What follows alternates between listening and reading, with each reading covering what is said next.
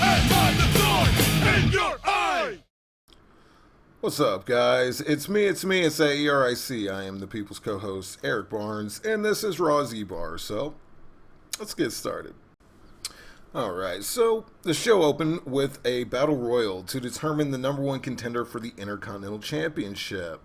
Kind of seems like this past couple weeks they've been doing what they can to throw as many people on the show as possible leading up to the draft. And, because last week they had that 16-man U.S. whatever, the big elimination tag to end this show last week, and now this. But I'm not complaining because who doesn't like a battle royal? So, the guy who's been trying to become great again, Darren Young, he won the match.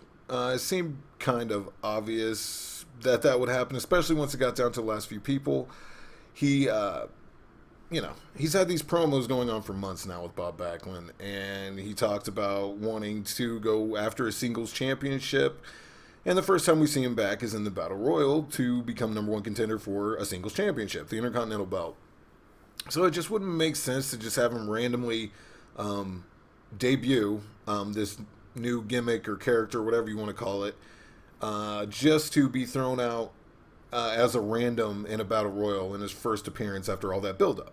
So it did seem kind of predictable, but it was still relatively cool. And I'm not totally sure that having him win by doing basically nothing and the other competitors eliminate themselves was the right choice, but the Detroit crowd definitely helped Darren Young have his moment. And that was cool. Definitely awesome. I'm pretty curious to see what kind of feud that Darren Young's going to be able to have with The Miz, especially, Maurice, what's she going to bring to it, Bob Backlund, what's going to happen with that. It could be cool, but it could also fall flat. So I guess we'll see. All right, so a bit later in this show, we got one of the definite highlights of the night with the Rollins Report.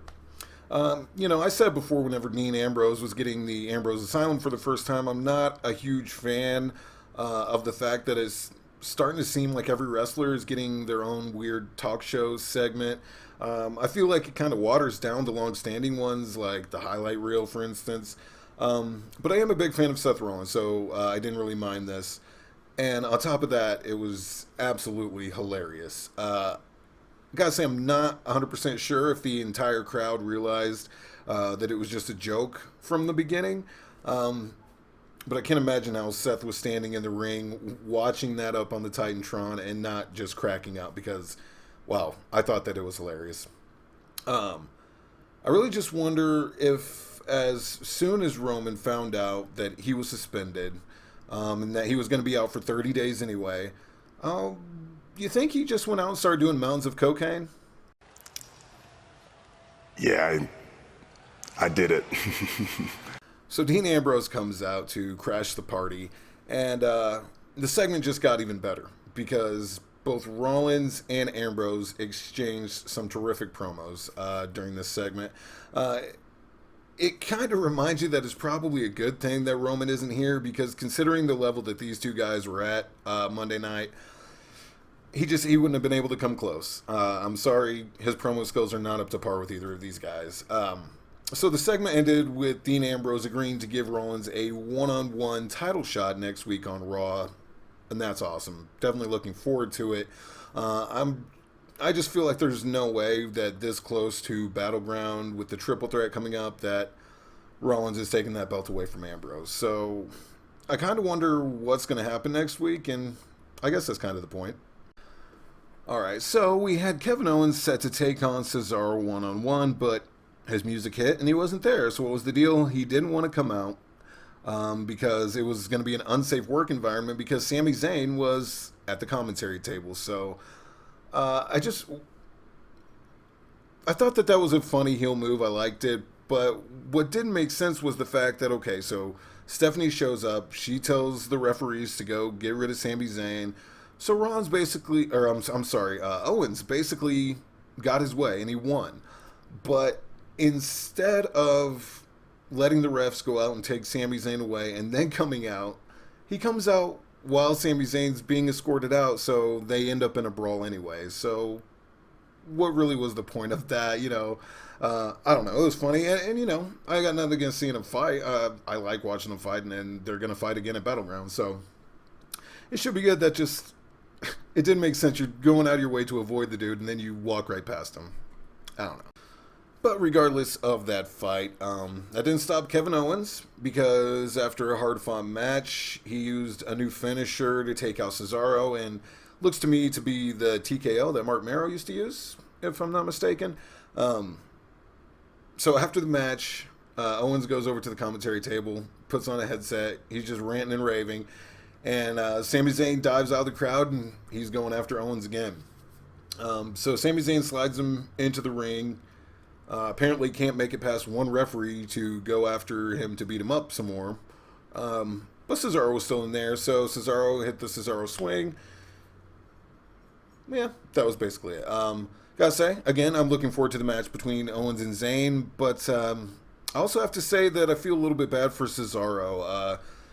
Obviously so talented, incredibly popular, and yet he's generally only on like a pay-per-view when it's some sort of multi-man match where just like 6 or 7 people are all there at once. And I don't know, it just doesn't seem fair considering, the talent and popularity that this dude has gotten over the years. I'm really just not sure what it might take for Cesaro to be able to really break through. Okay, so this next segment. Hard to talk about this, actually almost impossible without mentioning the final deletion. Whenever I was talking about the compound last week, I said I wasn't sure about segments or matches mostly matches that take place outside the arena, and people just kind of have to watch it on the Titantron because generally something gets lost in translation. But this entire segment was just very strange to me. For comparison, like with the final deletion, I thought that in the editing wasn't great. There were way too many quick cuts, so many sometimes that you couldn't really even tell what was happening from second to second, because it was just all going so fast. With the compound segment, I wasn't even sure what order things were necessarily supposed to be happening in. And while the Wyatt family creepy style of filming might work for like a creepy segment or a little creepy speech or something like that, or a quick cut where it's just like, we're here, something like that. It just really doesn't play that well over a several minute video where a cohesive fight is supposed to be taking place. It was hard to follow for me. There were some cool things that happened during this segment, but overall, gotta say it fell flat, in my opinion. Since these teams have started feuding, I have to say that this is probably the worst part of this feud so far. Especially considering all the weeks leading up to this, I've really enjoyed. I felt like they were epic, and this was just a strange letdown for me. So I'm still looking forward to what is to come next, because I like both of these teams a lot, but I just hope it's nothing like what we saw on Raw this week. Alright, so the club members of Carl Anderson and Luke Gallows took on Enzo and Big Cass. Even though AJ wasn't technically in this match, he definitely made his presence felt throughout. I actually thought it was really cool, when the crowd was chanting like AJ Styles, AJ sucks, because it just gave the impression that AJ truly is the polar opposite of John Cena, considering that it was the adults cheering for him and the kids saying he sucked versus Cena, who is generally the complete opposite of that. So it was actually pretty cool. It was like it's almost like AJ's like the mirror image of John Cena. So anyway, near the end of the match, AJ grabbed Big Cass, threw him over the barrier, so the match got thrown out, and then the club set their sights on Enzo, when lo and behold, the dude that we were told all night wasn't there. He's out rehearsing for the ESPYs. John Cena shows up to make the save, which honestly I thought was pretty cool. Really, it just goes to show you that even this late in the game, Cena still loves WWE and the fans. Take a flight from LA to Detroit when he's just immediately having to get on another flight to go back. It just shows how truly dedicated John Cena is, and it's hard to hate a guy like that. Not a ton of storyline development with this feud this week, but the 6-man match at Battleground has definite potential. Alright, and to close the show, Vince McMahon returned, and even in his 70s, he's still got one hell of a McMahon strut. You got to give it up to him. You got to give it up to him for that. Honestly, during this segment, even after he was like, Stephanie convinced me to hire you. Shane convinced me to hire you. Even after that, I really thought that there was going to be some sort of swerve, and he was going to be like, okay, well, it's blah, blah, blah, and someone else come out. But that was not to be. Looks like Shane's going to be running SmackDown, and Stephanie's going to be running Raw. So at this point, that's basically meaningless, until the draft actually happens and we see where these two as commissioners are going to take their respective brands. It was interesting to hear Shane say that he wanted to make SmackDown look and feel different from Raw because ever since they've announced this new brand extension, I figured that was one of the most important things because for the longest time, SmackDown has just seemed like not only the B show, but just a blue version of Raw that had less stars at it. You know what I mean?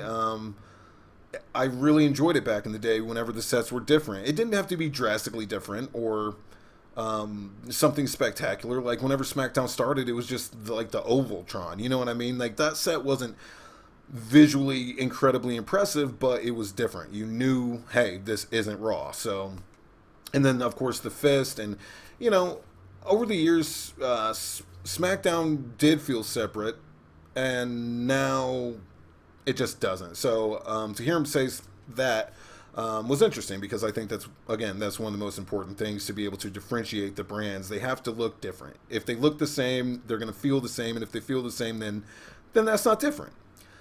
So anyway, that's how the show ended. Next week, I guess we're going to find out who they name as the general managers. So they're going to be the commissioners of the show and then have general managers. I don't know, starting to seem a little bit convoluted, but depending on who they choose, it could be cool. So I'm looking forward to that. And to close out the show, we got the best part of Raw. Competitive. That's just good stuff. Let's see it one more time. Competitive. I love it. I love it. All right, guys, that's all I've got for you this week. Thank you for watching. Thank you for enduring. I haven't completely got my voice back yet from seeing the concert this weekend, so hope that wasn't too grating on you. Overall, thanks for watching. Tomorrow, I'll put up the Ask Me Anything video, so if you still have any questions, hop over to that video and post the questions in the comments on there. It's like, it says like 200 subs or something. So yeah, if you have any questions for Ask Me Anything, go post them in there.